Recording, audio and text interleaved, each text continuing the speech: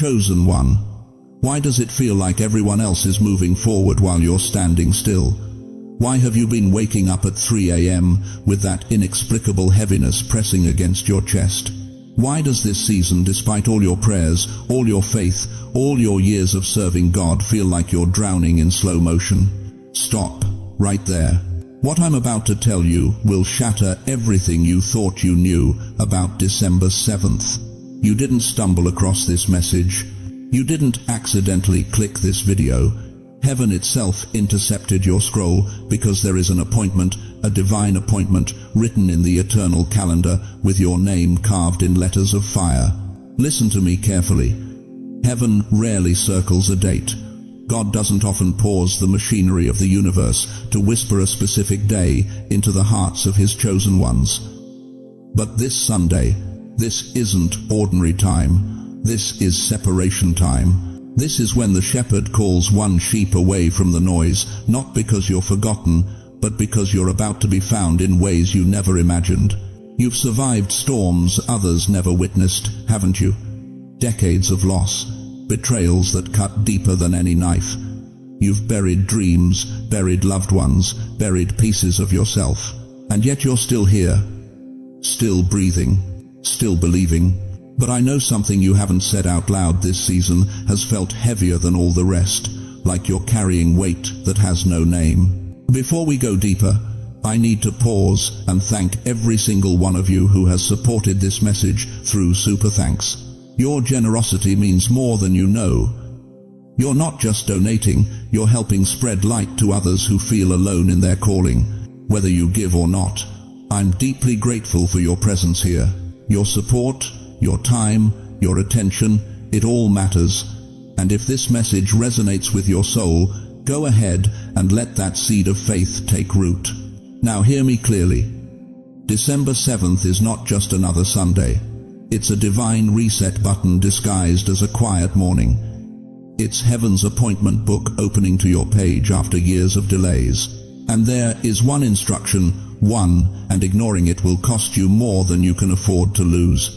God is saying, be alone on December 7th, not isolated, not lonely, alone, set apart, separated from the noise, the opinions, the distractions that have been drowning out His voice, because what He's about to download into your spirit cannot happen in a crowd.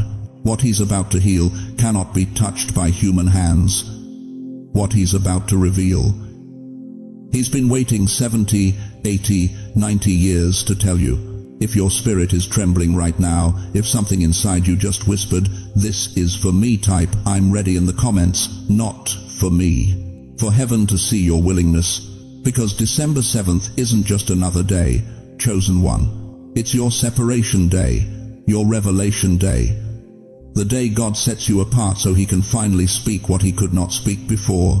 Why have all your greatest breakthroughs happened when you were utterly alone?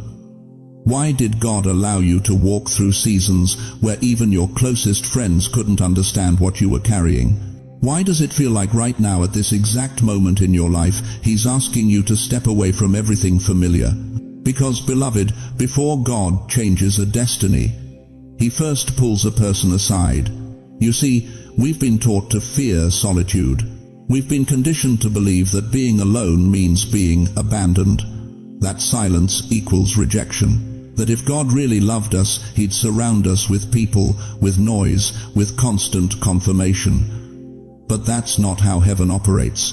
That's not how transformation happens, and December 7th is about to prove it. Let me take you back through the corridors of Scripture, and I want you to see a pattern so undeniable it will shake everything you thought you knew about God's process. Moses. This man was destined to deliver an entire nation from bondage. But before God handed him that assignment, where did He send him? To a mountain, alone. Exodus 3:1 tells us Moses was tending the flock of his father-in-law in the wilderness when the burning bush appeared. Not in a crowded marketplace. Not surrounded by supporters and cheerleaders. Alone. In the middle of nowhere. Separated from everything and everyone who knew His name. Why? Because what God was about to download into Moses' spirit would have been diluted, distorted, or destroyed by the voices of men. Think about Elijah, 1 Kings chapter 19. This mighty prophet who had just called fire down from heaven was running for his life, exhausted, broken, ready to die. God could have sent an army of angels. He could have rallied the people around Elijah, but instead he led him to a cave, alone. And in that silence, that deafening, uncomfortable silence, God asked him one question. "What are you doing here, Elijah?" It wasn't until Elijah experienced the earthquake, the wind, the fire, and finally the still small voice that he understood. God doesn't shout over the noise of your life. He whispers in the quiet. And Jesus, oh, chosen one, even Jesus, the Son of the living God, needed solitude. Mark 1:35 records it clearly. Very early in the morning, while it was still dark, Jesus got up, left the house, and went off to a solitary place where he prayed. Before he healed the sick, before he raised the dead, before he fed the 5,000, he withdrew. He separated himself. He got alone with the Father. Do you see the pattern? Every destiny-shifting moment in Scripture begins with a moment alone. Jacob wrestled with God all night alone, and when morning came, he walked away with a limp and a new name. Genesis 32-24 says, "So Jacob was left alone, and a man wrestled with him till daybreak." His entire identity changed, not in a conference, not in a church service, not surrounded by his family, but in solitary wrestling with the divine. Paul spent 3 years in the Arabian desert after his Damascus Road encounter. 3 years. The world would have rushed him onto a platform, put him on a speaking tour, marketed his testimony. But God said, "No, come away. I need to rebuild you where no one else can interfere." Now, let me ask you something that's going to cut deep. You've mistaken isolation as punishment, haven't you? You've looked at the empty chair across from you at dinner and believed God forgot about you. You've interpreted the silence as abandonment. You've thought that because people walked away, heaven did too. But what if I told you that God sees isolation as preparation? What if those seasons when you felt most alone were actually the seasons when He was closest? What if the quiet room you've been crying in is the exact room where heaven is rearranging your future? Your next chapter will not be written in a crowd. It will be whispered to you alone. This is why December 7th carries weight that ordinary Sundays don't. This isn't just about attending a church service or saying a quick prayer before you start your day. This is about divine intervention. This is about God circling a date on the eternal calendar and saying, "On this day, I'm pulling my chosen one aside. On this day, the noise stops. On this day, they will finally hear what I've been trying to say for decades." But here's what makes December 7th different from every other moment of solitude you've experienced. This isn't accidental isolation. This isn't loneliness disguised as spirituality. This is strategic separation. God is creating a meeting so sacred, so powerful, so life-altering that it absolutely cannot happen with distractions, interruptions, or the well-meaning voices of people who love you but don't carry your assignment. The quiet room where heaven rearranges your future is waiting for you this Sunday. And what He's about to download into your spirit has been delayed, not because you weren't ready, but because the timing wasn't right. Until now. Because December 7th isn't just another day of being alone. It's the day your isolation transforms into revelation. It's the day your silence becomes the womb where miracles are born. It's the day you discover that what felt like abandonment was actually divine appointment. But if you miss it, if you fill that day with noise, with people, with distractions, you'll miss the whisper. And some whispers from heaven only come once. So the question burning in my spirit right now is this: are you brave enough to obey the instruction to be alone? Because what God is about to reveal on December 7th will explain everything you've been through and unlock everything you're about to step into. Listen to me very carefully, chosen one. What I'm about to reveal will explain why this past year has felt like you've been walking through water, why every conversation drains you, Why even the people you love most feel like weights tied to your ankles. You think it's just aging. You think it's depression. You think something's wrong with you. But what if I told you that God has been systematically removing people from your life, not as punishment, but as preparation? December 7th is coming, and your spirit will be exposed on that day like never before. Every frequency around you will either amplify heaven's signal or distort it completely. And beloved, most of the voices in your life right now, even the well-meaning ones, are interference, static, noise that's been blocking the clarity God needs to download into your consciousness. Think about Moses on Mount Sinai. Exodus 24:2 says it plainly, Moses alone shall come near the Lord, but they shall not come near, not Aaron, not the elders, not even Joshua who'd been faithful, Moses alone. Why? Because what God was about to reveal couldn't be heard in a committee. It couldn't be processed in a crowd. It required isolation for installation. Your spirit is like fresh paint right now. God has been preparing you, coating you with something new, something sacred. But here's what nobody told you. Fresh paint should not be touched. One fingerprint, one well-intentioned hand reaching out to help you, and the entire surface gets smudged. The clarity gets compromised. The beauty gets distorted. This is why you felt so sensitive lately. This is why small comments cut deeper than they used to. This is why you can't tolerate the same conversations you used to endure. You're not becoming difficult. You're becoming sacred. And sacred things require separation. But let me cut even deeper into what's really happening. How many times this month has a family member called you, and instead of feeling joy, you felt exhausted?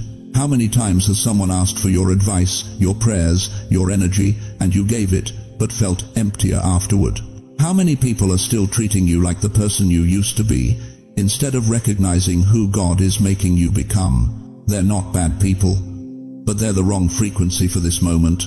You see, what's happening on December 7th is spiritual surgery. And surgery requires silence. It requires sterile conditions. It requires that everyone, no matter how much they love you, step back and let the surgeon work. You wouldn't want your daughter in the operating room giving the doctor advice while he's working on your heart, would you? Then why are you letting people speak into your spirit when God is trying to operate on your destiny? Here's the truth that's going to shake you. You've been trying to hear God's voice through a radio filled with static. You turn the dial, desperate for clarity, but all you get is fragments, broken sentences, partial instructions, and you've been blaming yourself, thinking, maybe I'm not spiritual enough. Maybe God doesn't speak to me like he speaks to others. No, beloved, the radio works perfectly, but the signal only comes through when the noise stops. 2 Chronicles 20:17 gives us the battle plan. You will not need to fight in this battle. Position yourselves, stand still, and see the salvation of the Lord. Stand still, not stand together. Not gather the troops, stand still. Alone, positioned, waiting for God to fight what you cannot fight. And here's where it gets uncomfortable. Here's where I need you to be brutally honest with yourself. Some of you have been betrayed, deeply betrayed, by children who should have honored you, by spouses who should have cherished you, by churches that should have covered you, by friends who should have fought for you, and you've been carrying that betrayal like a stone in your chest, wondering why God allowed it.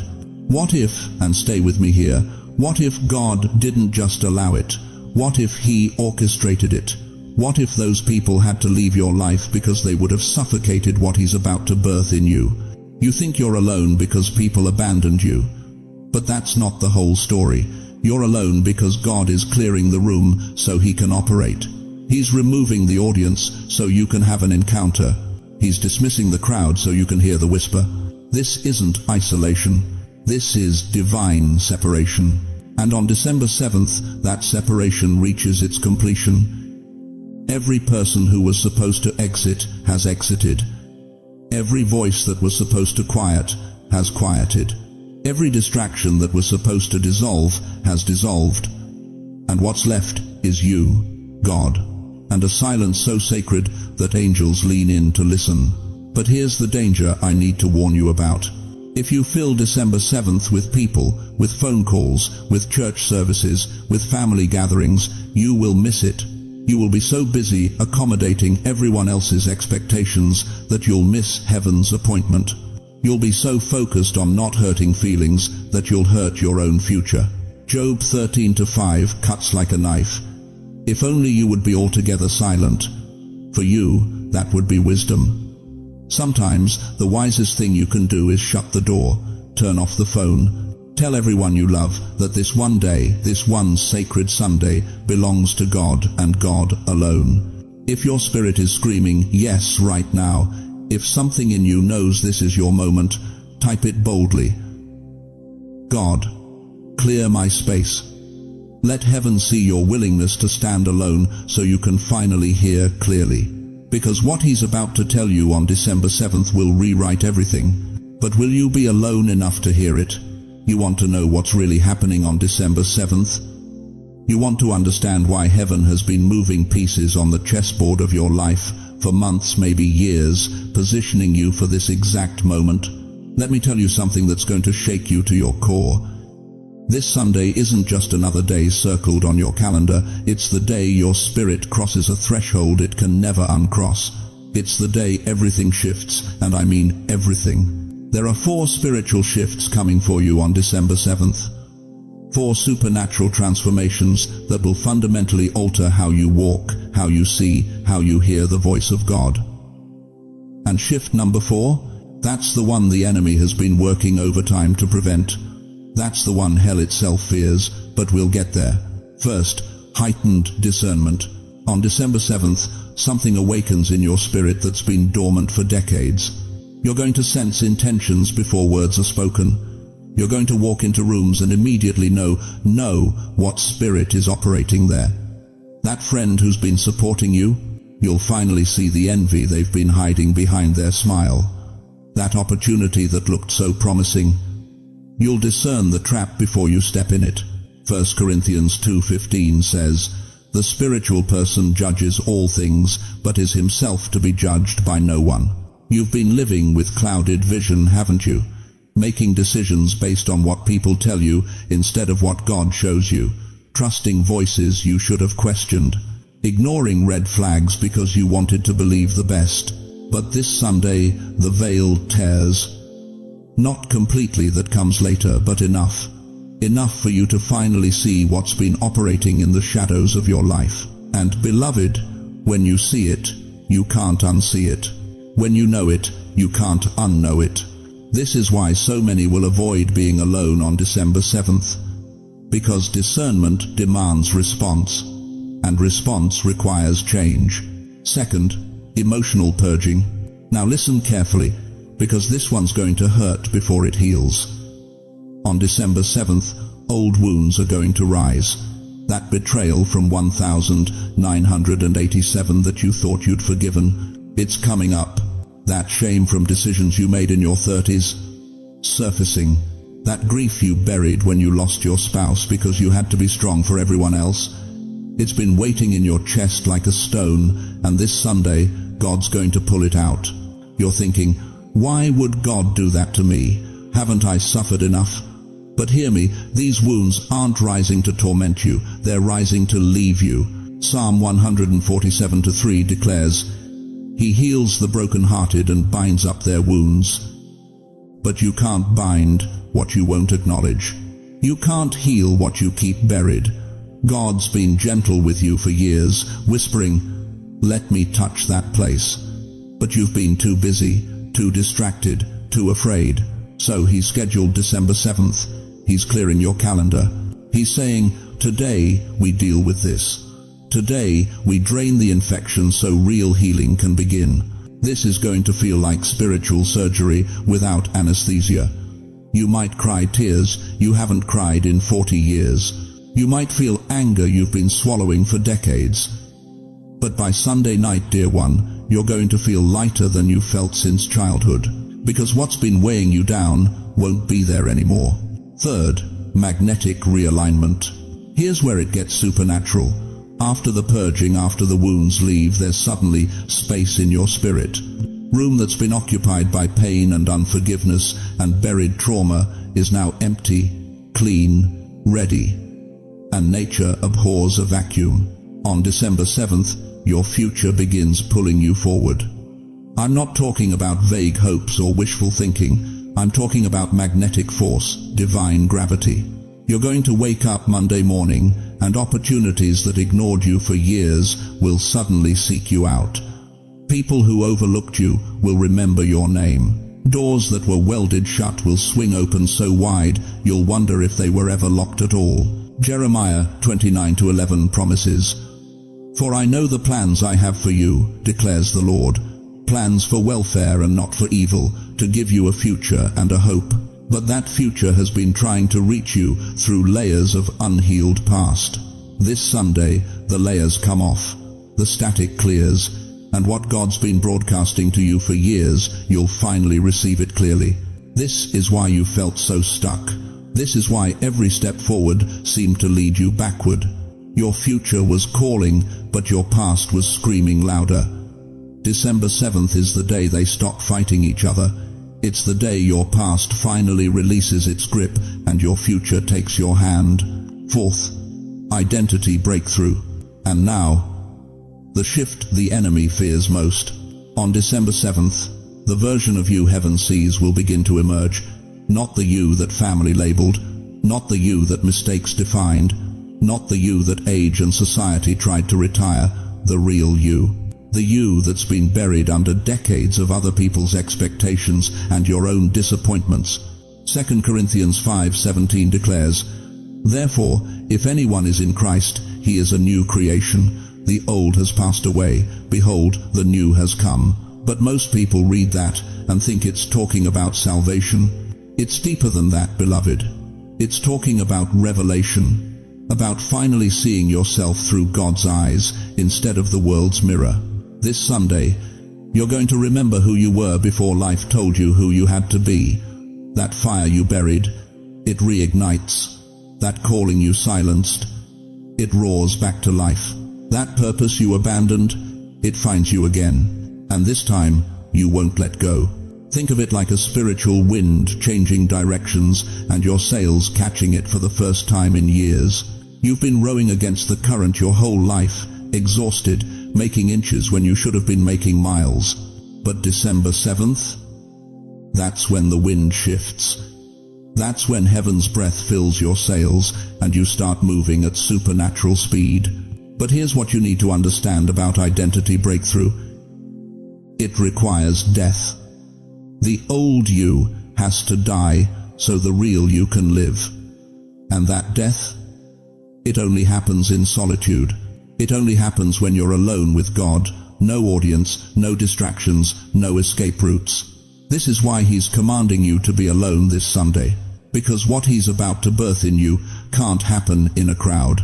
So let me ask you something that's going to determine everything. Are you willing to let the old you die so the real you can finally live? Dear one, let me ask you something that cuts straight to the bone. When was the last time someone looked you in the eye and said, "I see you"? Not the polite smile at the grocery store. Not the obligatory, "How are you?" That doesn't wait for an answer. I'm talking about someone who truly sees the weight you carry, the silence you've learned to live with, the ache that sits in your chest like a stone. You know that feeling, don't you? When your children call once a week if you're lucky, and the conversation lasts exactly 7 minutes before they have to go. When you sit at the dinner table that once held laughter and chaos, and now it's just you and the echo of what used to be. When you reach across the bed in the middle of the night, and your hand finds only emptiness where your partner once slept, the world moved on. But you're still here, still breathing, still wondering if anyone notices. Let me tell you something that's going to shake you. God noticed. He's been noticing every single moment. You see, there's a passage in Psalm 56:8 that most people read but never truly understand. David writes, "You keep track of all my sorrows. You have collected all my tears in your bottle. You have recorded each one in your book, not some of your tears, not just the big ones, every single one. The tears you cried at 2 a.m. when you couldn't sleep because the loneliness was suffocating. The tears that fell when you looked at old photographs and realized you're the only one left who remembers those faces. The tears you wiped away before anyone could see them because you didn't want to be a burden. God caught them all. He bottled them. He recorded them. And beloved, He's been preparing something with those tears. But I know what you're thinking. You're sitting there right now wondering if it's too late. You've made mistakes, haven't you? Decisions you'd give anything to take back. Words you wish you'd never spoken. Paths you wish you'd never walked.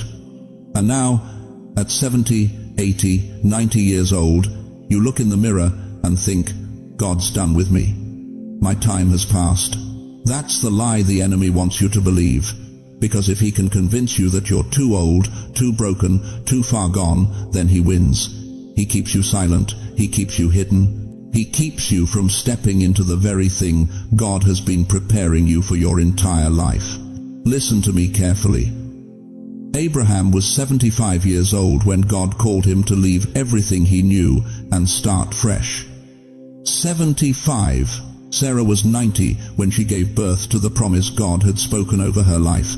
Moses was 80 when he stood before Pharaoh and demanded freedom for an enslaved nation. And Anna, that precious prophetess in Luke 2:36, she was 84 years old when she finally saw the Messiah with her own eyes after decades of waiting, fasting, and believing. Your age is not your disqualification, it's your credential.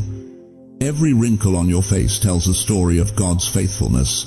Every scar on your heart is evidence that you survived what should have destroyed you. Every gray hair is a crown of wisdom earned in the furnace of real life. But here's what breaks my heart.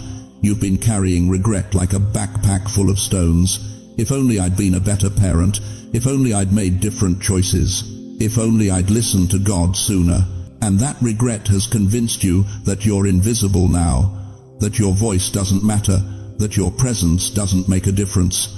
The world looks at you and sees someone who should be winding down. God looks at you and sees someone He's been preparing for this exact moment. You're not fading, beloved. You're being refined. You're not deteriorating. You're being distilled down to pure gold. Think about the potter in Jeremiah 18. The clay on the wheel becomes marred, damaged, imperfect, seemingly ruined. But what does the potter do? Does he throw it away? Does he declare it worthless? No. Verse 4 says, So the potter formed it into another pot, shaping it as seemed best to him. The potter reshapes clay that the world thought was too hardened. That's you right now. The potter's hands are still on you. He's not finished. He's reshaping, remolding, recreating something the world never saw coming. And December 7th? That Sunday isn't just another day on the calendar. It's your appointment with the potter. It's when he separates you from the noise so his hands can do what they've been waiting to do. Because what he's about to heal cannot be healed in a crowd.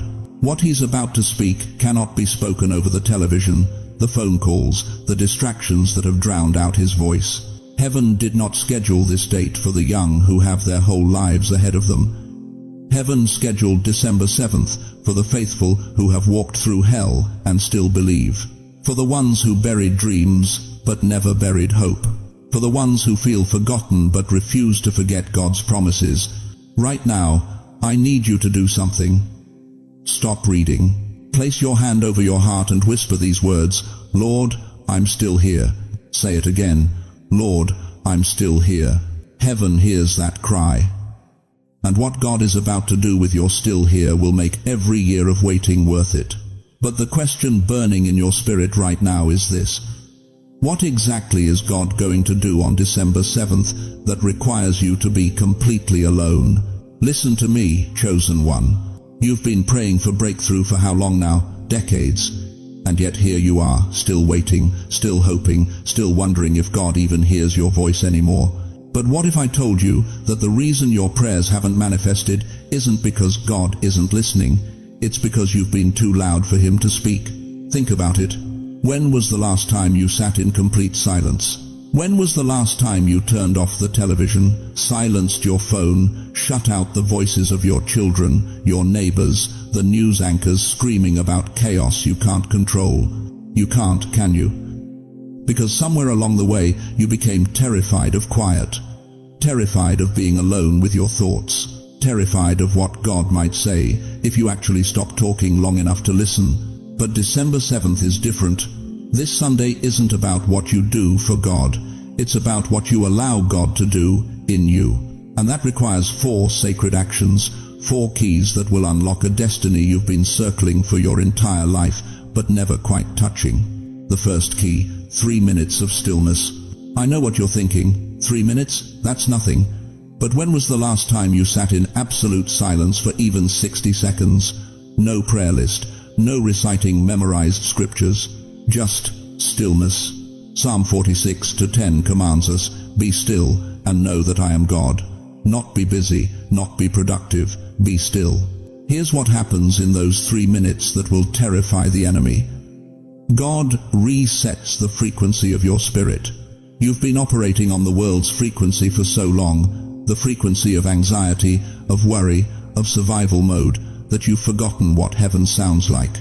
But in 3 minutes of absolute surrender, God tunes your soul back to His voice, and once you hear it again, you'll wonder how you ever lived without it. Set a timer, 3 minutes, no music, no words, just you and the presence of the Almighty. And I promise you, what He whispers in that stillness will be worth more than 1,000 sermons you've sat through. The second key, release one burden. Now here's where it gets painful. Here's where most people turn back. I'm asking you to name the one weight, the one that you've been dragging into every new year, every new season, every new promise, like a ball and chain wrapped around your ankle. Is it the bitterness toward that daughter who stopped calling? Is it the shame of that financial mistake you made in 1987 that you still can't forgive yourself for? Is it the grief over your spouse that's been dead for 12 years but somehow still controls your today? What is the weight you refuse to carry into 2026? Matthew 11:28 wasn't a suggestion. Jesus said, "Come to me, all you who are weary and burdened, and I will give you rest." But you can't receive rest while you're still clinging to the burden. On December 7th, you're going to speak it out loud. You're going to name it. And then you're going to physically open your hands and release it to God. Not next week. Not when you feel ready. That day.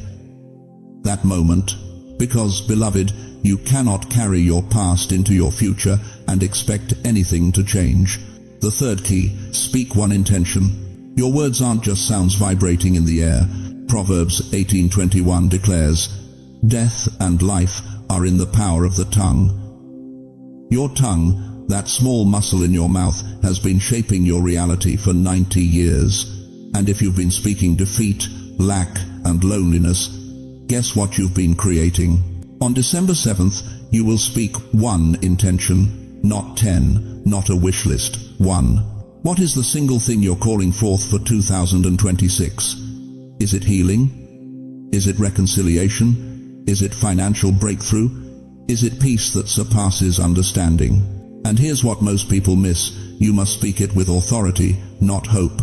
Not "I hope God heals me." No. By the stripes of Jesus I am healed. Not "maybe this will be my year." No. This is my year of divine favor. Your words are the key heaven responds to. Speak like you believe the God who created galaxies is actually listening to you. The fourth key, avoid all noise and drama. This is where I lose some of you, because I'm about to tell you something that will make you uncomfortable. On December 7th, you will not answer that phone call from your negative sister. You will not check Facebook to see who's complaining about what. You will not turn on the news to watch the world burn. You will not engage in one single conversation that doesn't align with your divine reset. This day belongs to your destiny, not your distractions. And if you let the enemy steal even 1 hour of it with manufactured drama, you will miss what God orchestrated the entire universe to give you. When you complete these 4 keys, when you sit in stillness, release your burden, speak your intention, and guard your peace, something supernatural happens. Something I'm about to show you in the next part of this message that will leave you speechless. Because the miracle doesn't happen in the doing, beloved. It happens in the surrendering. Right now, I need you to write down your one intention in the comments. Declare it publicly as a sign of faith. Not for me. For heaven to witness your commitment. Because what's about to be revealed next will explain why December 7th has been circled in eternity since before you were born. Listen to me, chosen one. What I'm about to tell you will explain every closed door, every delayed answer, every moment you felt like God went silent when you needed Him most. December 7th isn't just another Sunday morning. It's the day heaven has been holding in reserve specifically for you. And when that sun rises, something inside you that's been locked for decades, maybe your whole life, is going to crack open from the inside out.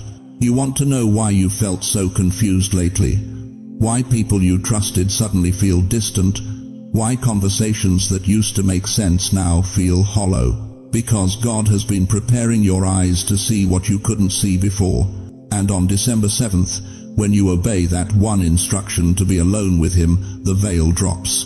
You will see people's true intentions, not in a bitter way, not in a way that makes you angry, but with the clarity of heaven itself.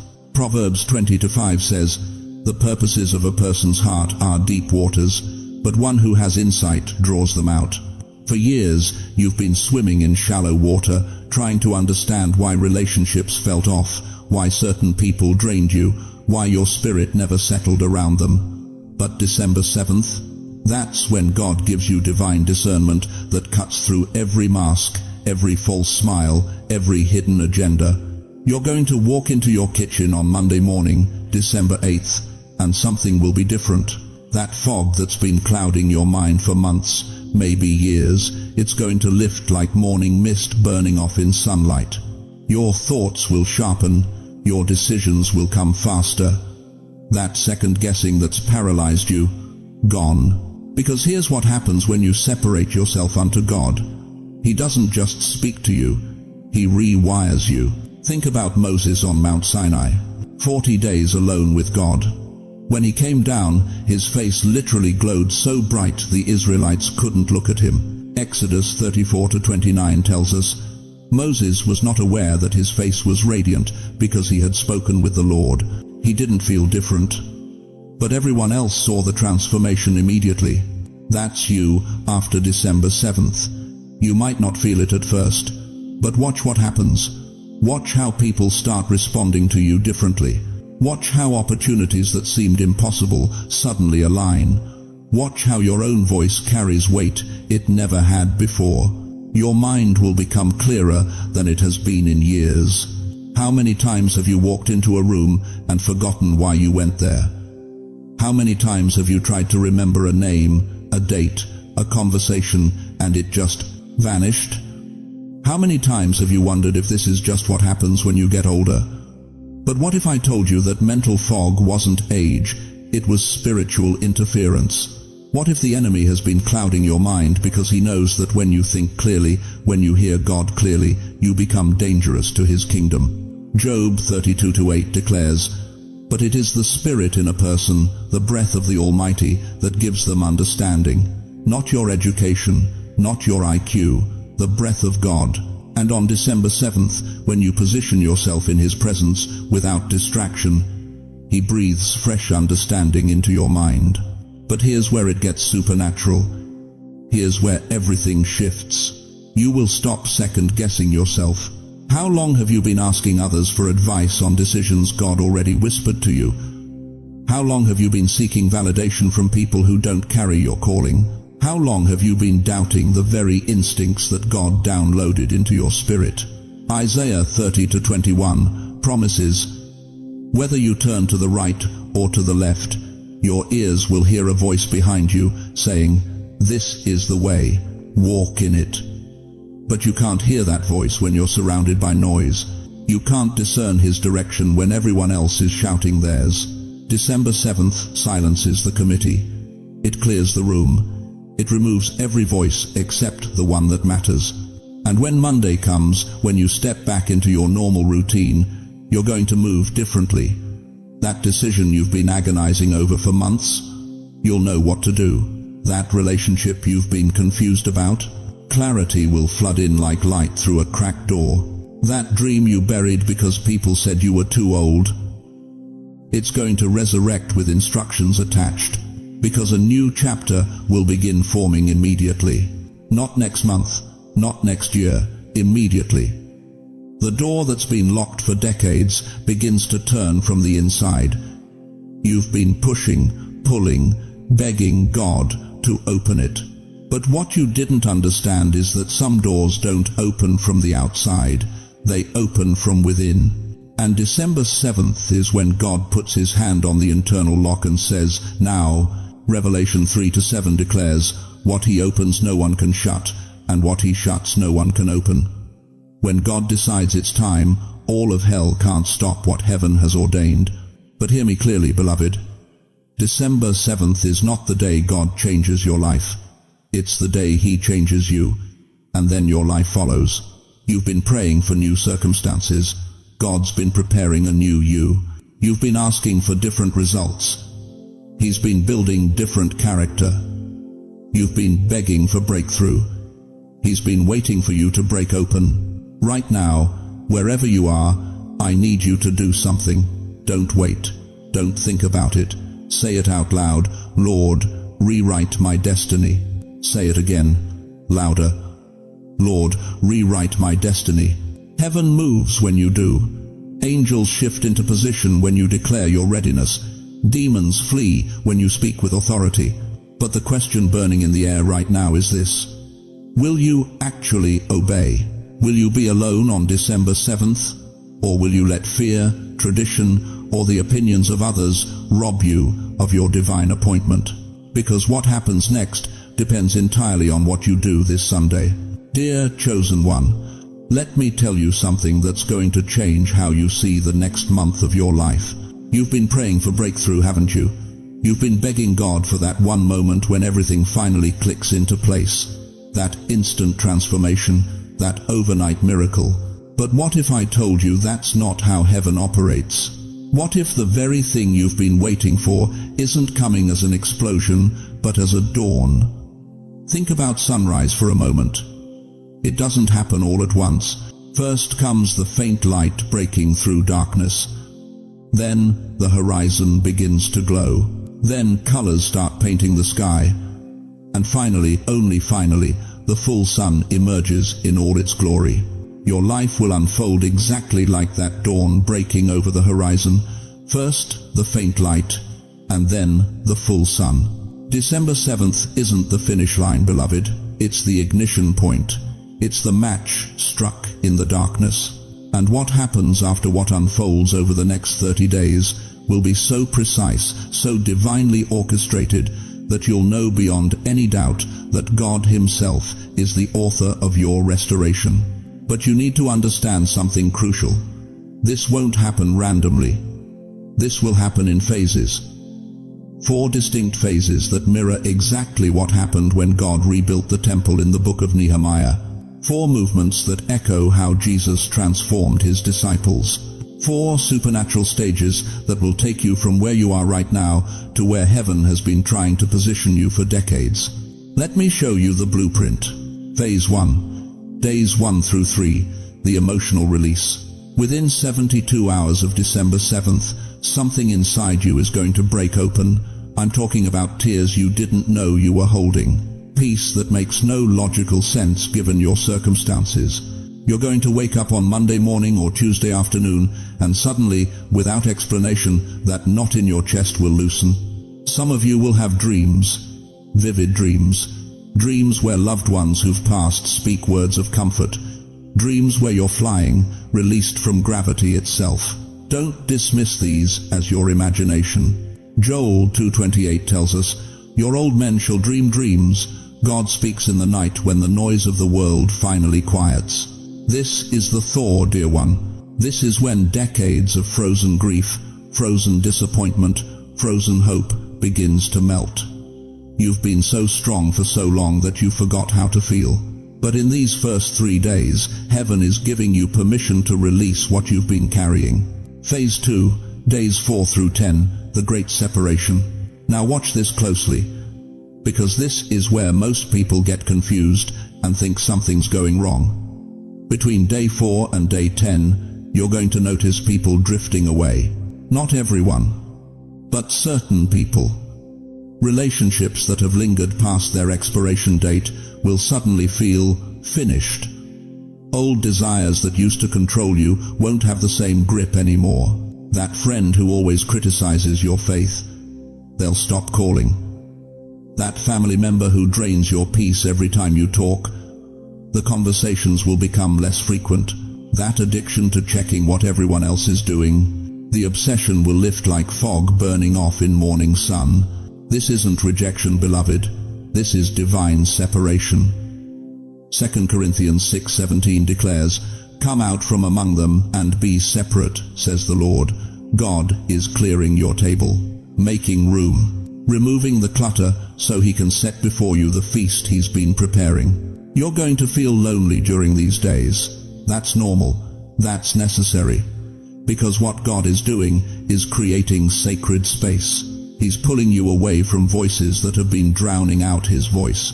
And in that temporary loneliness, new convictions will rise, new clarity will emerge. You'll start seeing people and situations with heaven's eyes instead of human emotion. Phase 3, days 11 through 20, rebuilding the inner life. This is the phase most people miss. This is the moment God whispers the instruction that changes everything. Pay attention.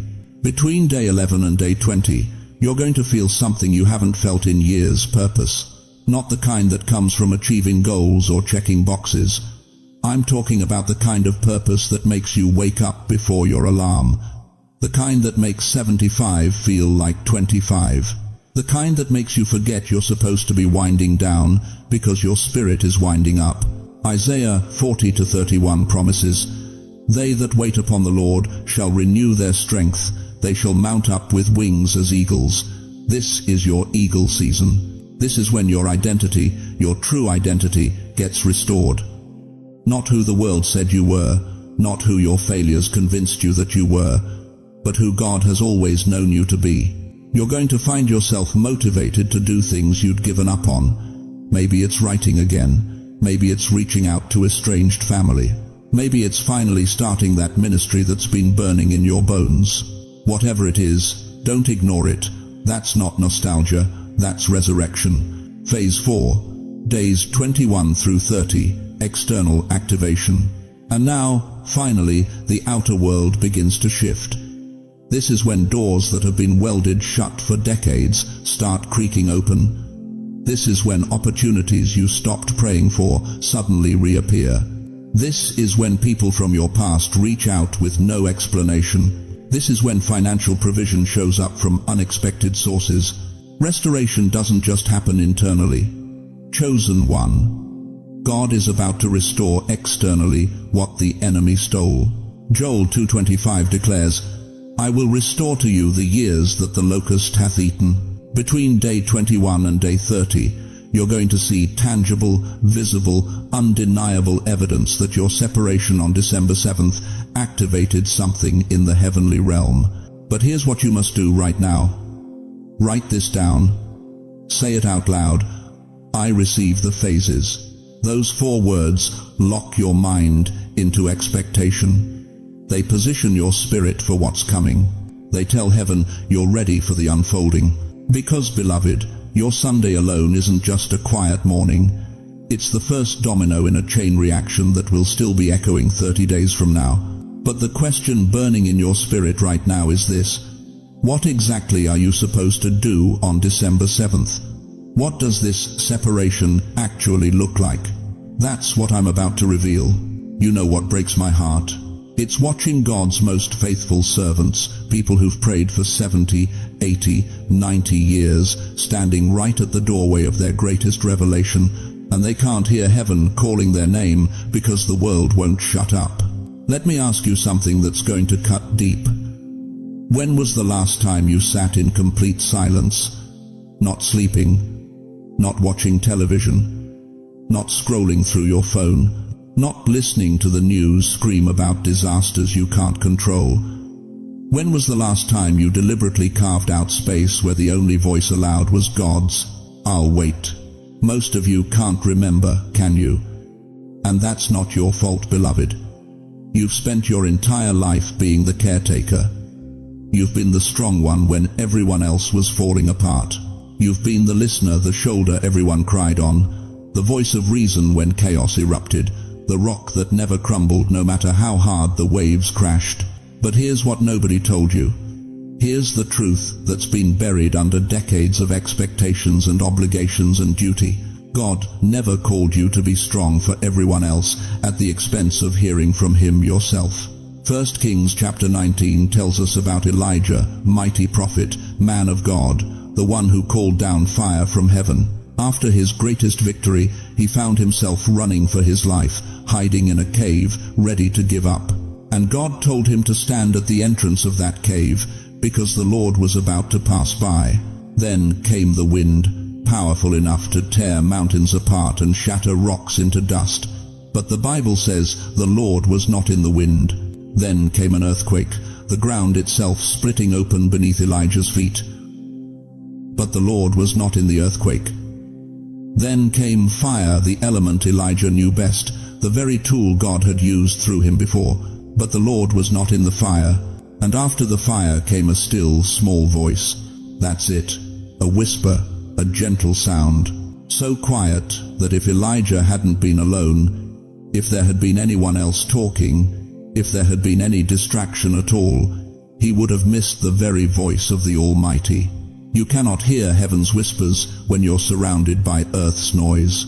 Your spirit, dear one, is a radio, and right now you're trying to tune into God's frequency while 1,000 other stations are blasting static through your soul. Your children calling with their problems, your grandchildren needing your attention, the television screaming fear into your living room 24 hours a day, the phone ringing, the neighbors knocking, the church committees demanding your time, all of it drowning out the one voice that matters. But December 7th, this coming Sunday, God is giving you permission to do something you haven't done in decades. He's giving you permission to turn off the noise, to silence the static, to be selfish with your time in the holiest possible way, because what He's about to speak into your life cannot be shouted over the chaos. Heaven writes on pages, not cluttered with noise. And right now, beloved, your pages are so full of everyone else's handwriting that there's no room left for God's signature. Think about Mary, the mother of Jesus. When the angel Gabriel appeared to her with the most important message in human history, where was she? Luke chapter 1 tells us she was alone, not in a crowd, not in the temple surrounded by religious people, not at a party or a gathering. You think that was coincidence?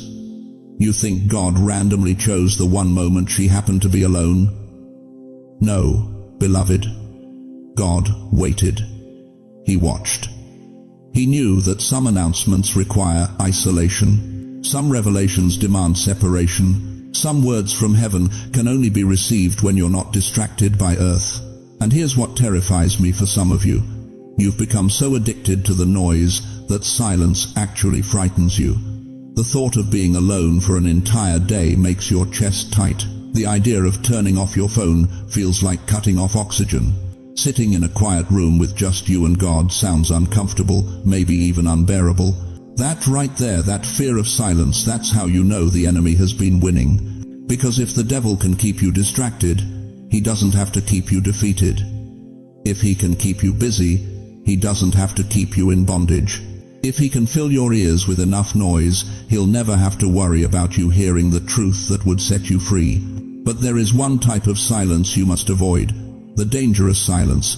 The silence of a mouth that should be praising. The silence of faith that's gone dormant. The silence of surrender to defeat. That's not the silence God is calling you into on December 7th. No, dear one. This is the silence of anticipation. The silence of a student waiting for the teacher to speak. The silence of a child who finally stops talking long enough to hear what their father has been trying to say for years.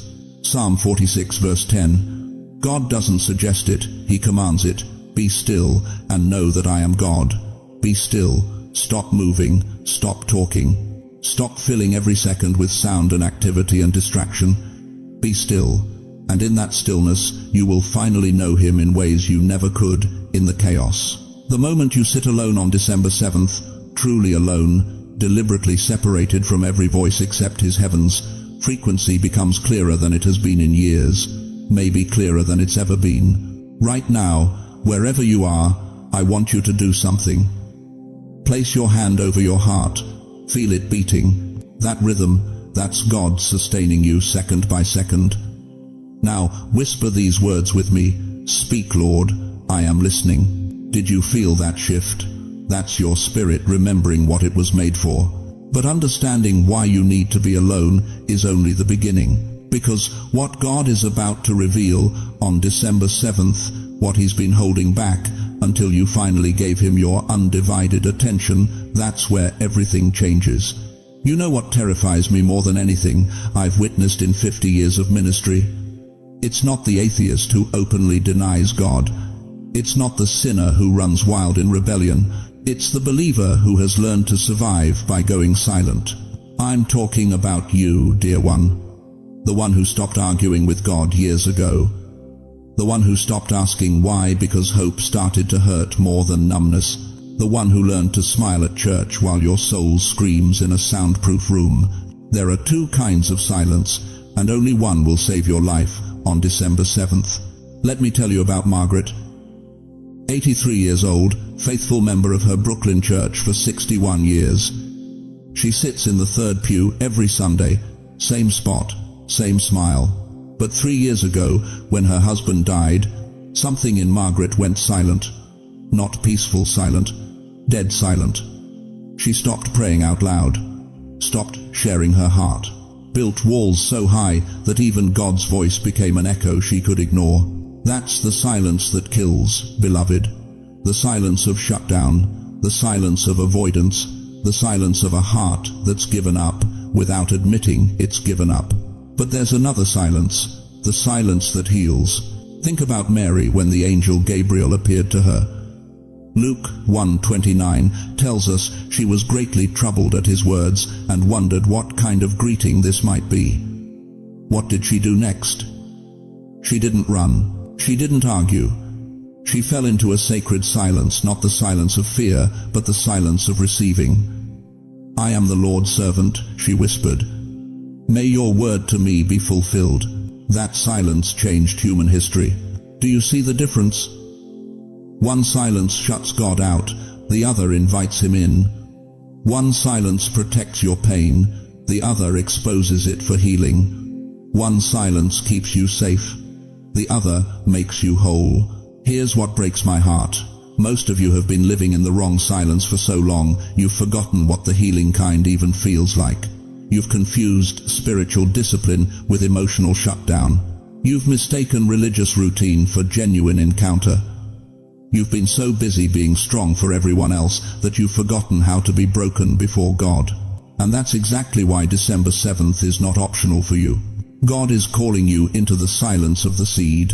You know what happens to a seed when it's buried in dark soil. It doesn't just sit there comfortable and safe. It breaks. It cracks open. It surrenders its shell so something living can emerge. That breaking is violent, painful, necessary. But without it, there's no harvest. Without it, the seed stays a seed forever. How many of you have been a seed refusing to break? How many years have you been buried, waiting for change, but never willing to crack open and let God touch the raw, unprotected core of who you really are? Psalm 46:10 commands us, be still and know that I am God. But the Hebrew word for be still is rapha. It means to let go, to release, to stop striving. It's not the stillness of paralysis, it's the stillness of surrender. It's the surgeon's silence, sacred, precise, intentional. When you go under the knife, the surgeon doesn't need you to talk. He needs you unconscious. He needs you completely surrendered to his hands. He needs you to stop trying to fix yourself so he can do what only he can do. That's what December 7th is about, chosen one. God is saying, stop managing your pain, stop performing your faith, stop pretending you're fine. I need you silent, not dead silent, but surgery silent, healing silent. The kind of silent where you finally stop running from what I've been trying to tell you for decades. But here's the warning that's burning in my spirit right now.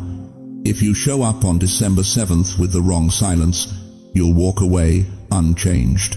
If you come with your walls up, your emotions locked down, your heart protected behind years of religious performance, God will honor your boundaries.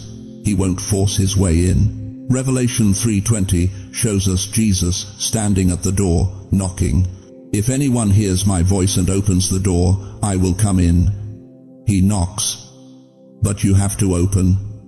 He calls, but you have to answer. He offers healing silence, but you have to choose it over hiding silence. Do not hide from God on December 7th. Hide in God. There's a reason David ran to the cave when Saul was hunting him. 1 Samuel 22 tells us that in that cave of Adullam, something shifted. What looked like isolation became congregation. What felt like hiding became gathering. David's greatest psalms were written in caves, not because caves are comfortable, but because caves force you to face what you've been avoiding. December 7th is your cave, your surgery room, your sacred soil, but only if you bring the right silence. So let me ask you directly, which silence have you been living in? The silence that shuts down, or the silence that opens up? The silence that protects your image, or the silence that exposes your need? If you're ready, truly ready to trade your hiding silence for healing silence, type these words in the comments right now. Lord, give me healing silence. Because what God wants to speak to you on December 7th, he's been holding back for years. Not because he's cruel, but because you weren't silent enough to hear it. But that's about to change. Because the question isn't whether God is ready to speak. The question is whether you're finally ready to stop talking long enough to listen. You know what breaks my heart? It's watching God's chosen ones, faithful soldiers who've served him for 70, 80, 90 years, still fighting battles that should have ended decades ago, still carrying burdens that were never theirs to bear, still wondering why breakthrough feels like a word in someone else's vocabulary. Let me ask you something that's going to cut deep. How many more years are you going to let your mind betray you with worry? How many more nights are you going to let your heart hemorrhage from wounds that refuse to close? How many more mornings are you going to wake up feeling spiritually numb, going through the motions of faith while your spirit screams for something real? Here's the truth nobody's telling you. It's not that God hasn't been moving. It's that you've been fighting with weapons that don't work together. Think about it. Your mind is racing with anxiety about bills, about health, about whether your kids will ever call more than once a month. Your heart is still bleeding from betrayals that happened in 1987, from losses you've never fully mourned, from disappointments you've learned to smile through. And your spirit? Dear one, your spirit has been trying to break through the noise, but it's been drowning in the chaos of the other two. This is why December 7th matters. This is why heaven circled this date. Because on this Sunday, God is orchestrating something that rarely happens in a human lifetime, the divine alignment of your mind, heart, and spirit. Listen to what Paul wrote in Romans 12:2. Be transformed by the renewing of your mind, not your circumstances, not your bank account, your mind. Because when your mind is renewed, when it stops rehearsing yesterday's failures and starts declaring tomorrow's victories, something shifts in the spiritual atmosphere around you. But a renewed mind without a healed heart is like having one key to a 3-lock safe. You're close, but you're not in. Ezekiel 36:26 promises, I will give you a new heart and put a new spirit in you. I will remove from you your heart of stone and give you a heart of flesh. A heart of stone doesn't feel anymore. It protects itself by becoming impenetrable. You know exactly what I'm talking about, don't you? How many times have you said, I'm fine, when you were fracturing inside? How many times have you built walls so high that even God's love struggles to penetrate? December 7th is the day those walls come down, not through human effort, through divine intervention. Picture this: 3 rivers that have been flowing separately for decades, your thoughts, your emotions, your spirit suddenly converging into one powerful current. That convergence creates a force so mighty that it breaks through obstacles that have stood for generations. But here's where most believers miss it. They get their mind right. They attend the seminars, read the books, memorize the scriptures. Some even get their heart healed through counseling, through prayer, through the simple passage of time. But their spirit remains dormant, asleep, disconnected from the frequency of heaven. John 4:24 tells us, God is spirit, and his worshippers must worship in the spirit and in truth. Not just truth, not just emotion, in spirit. Your spirit is the receptor that picks up heaven's broadcast. And when all 3 mind, heart, spirit finally lock into place like 3 keys turning simultaneously, that's when the vault of divine provision swings open. Think about a combination lock. You can have 2 of the 3 numbers correct and nothing happens. The lock stays sealed. But the moment that 3rd number clicks into place, everything opens, instantly, irreversibly. This is your December 7th moment. Your mind will be calmed not because your circumstances changed, but because heaven's perspective downloads into your consciousness. You'll stop seeing through the lens of lack and start seeing through the lens of limitless provision. Your heart will be unburdened, not because the pain never happened, but because God will finally have permission to touch places you've kept locked even from him. And your spirit? Oh, chosen one, your spirit is about to awaken like a lion that's been caged for too long. When these 3 align, Acts 3:19 becomes your reality. Times of refreshing shall come from the presence of the Lord. Not might come, not could come, shall come. But alignment leads to something even greater: activation, and that is where everything changes. You see, you can have a brand new Ferrari sitting in your garage, perfectly aligned, perfectly tuned, perfectly maintained. But until you turn the ignition, until you activate the engine, it's just an expensive ornament. December 7th is when heaven turns the ignition on everything he's been building in you. When your mind, heart, and spirit align, heaven says, now I can release what I've been holding for you. Now the floodgates can open. Now the provision can flow. Now the healing can manifest. Now the breakthrough that's been in escrow for decades can finally be released into your earthly account. This isn't theory. This isn't religious jargon. This is the mechanics of how God moves in human lives. And he's scheduled December 7th as your alignment day. If you feel that stirring, if something in your chest is confirming this word, say it out loud right now. I am aligning. Because what happens after alignment will require every ounce of spiritual strength you've been building in secret. And that's exactly what we need to talk about next. Listen to me, dear one.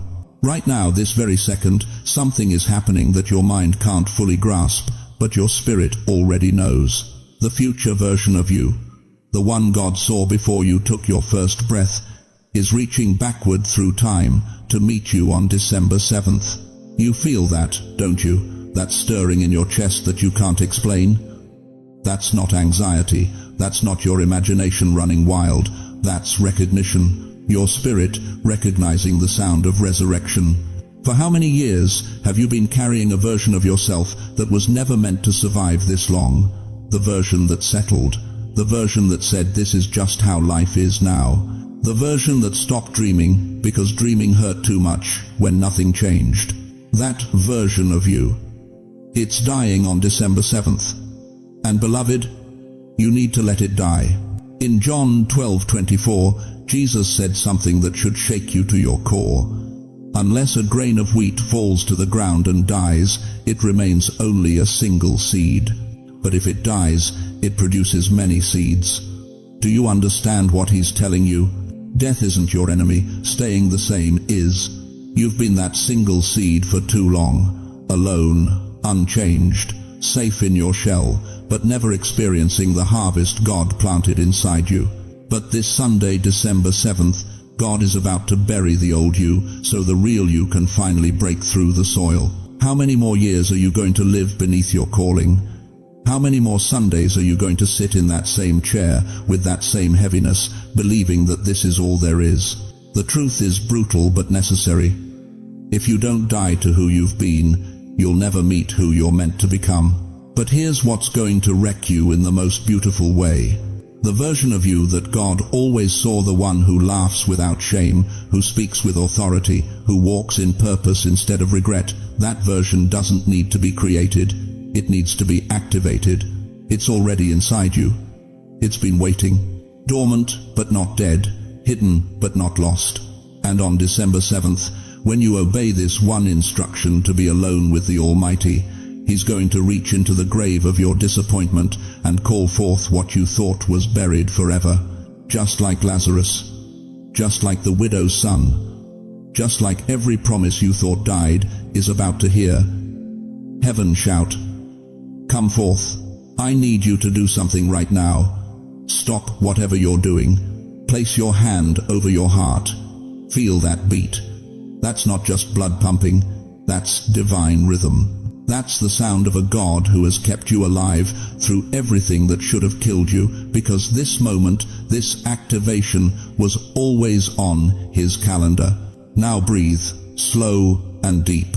Breathe in the presence of the Holy Spirit. Breathe out every lie that said you're too old, too broken, too late. Again, breathe in resurrection power. Breathe out the fear that has suffocated your faith for decades. The Apostle Paul wrote in Ephesians 5:14, "Wake up, sleeper, rise from the dead, and Christ will shine on you." Sleeper. That's what you've been, not dead. Sleeping. And December 7th is your alarm clock from heaven. Now I want you to say this out loud. Don't whisper it. Don't think it. Speak it with the voice God gave you. Lord, activate me. Say it again. Louder this time. Lord, activate me. Because heaven doesn't move on timidity. Heaven moves on boldness. And right now, angels are watching to see if you'll step into the activation or step back into the grave of your old life. The future self you buried under fear is rising like a resurrection. The version of you that God always saw steps into your life this Sunday. But you have to show up. You have to be alone. You have to let Him do what He could never do in the crowd. So, the question burning in heaven's throne room right now is this: will you trust God enough to die to who you've been so you can finally live as who you are? Beloved chosen one, as we come to the end of this divine appointment, I need you to hold these 3 eternal truths close to your heart. First, December 7th is not just another Sunday on your calendar, it's a separation day ordained by heaven itself. God is calling you to be alone, not in loneliness, but in sacred solitude, where He can finally speak what the noise of life has drowned out for too long. Second, the version of you that God always saw, the one buried beneath years of disappointment, fear, and settling, is about to be activated. This isn't about becoming someone new. This is about finally becoming who you've always been in heaven's eyes. And third, the future you've been praying for isn't ahead of you anymore. It's reaching backward through time to meet you this Sunday. But you must show up. You must be alone. You must let God do what only silence can allow. But hear me clearly, dear one, you are not walking this path alone. Even in your solitude on December 7th, the God who knows every hair on your head, who has counted every tear you've cried, who has held every prayer you've whispered in the darkness, He is with you. He has never left you. He has never forgotten you, and He will never abandon you now. And beyond God's presence, you have a community right here. Thousands of believers who understand your struggles, who have walked through their own valleys, who are ready to stand with you in prayer.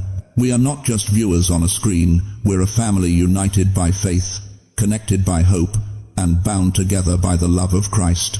So, let me ask you this one final question that will echo in your spirit long after this video ends. If God has brought you through every storm up until now, If He has kept you alive through every season that tried to destroy you, if He has preserved your faith when giving up would have been easier, why would He bring you to December 7th only to leave you there alone? He wouldn't, and He won't. Now, before you leave this sacred space, I want you to do something. In the comments below, share what God spoke to your heart today. Write December 7th if you're committing to this divine appointment. Ask for prayer if you need it. This community will surround you with intercession. And please, share this message with someone who needs to hear it.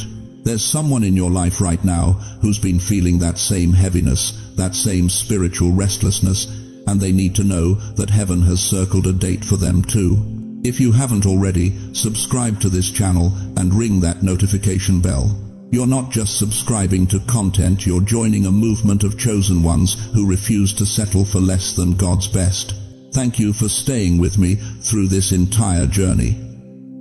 Thank you for opening your heart, for letting these words penetrate the sacred places of your soul. Your presence here matters more than you know. But before you go, let me pray over you with the authority of someone who has walked with God for decades and seen His faithfulness in every season. Heavenly Father, I place my hand on the shoulder of every precious soul hearing these words right now. You see them, Lord, not just their circumstances, but their hearts. You know the battles they've fought in silence, the tears they've cried when no one was watching, the prayers they've whispered when hope felt like a distant memory.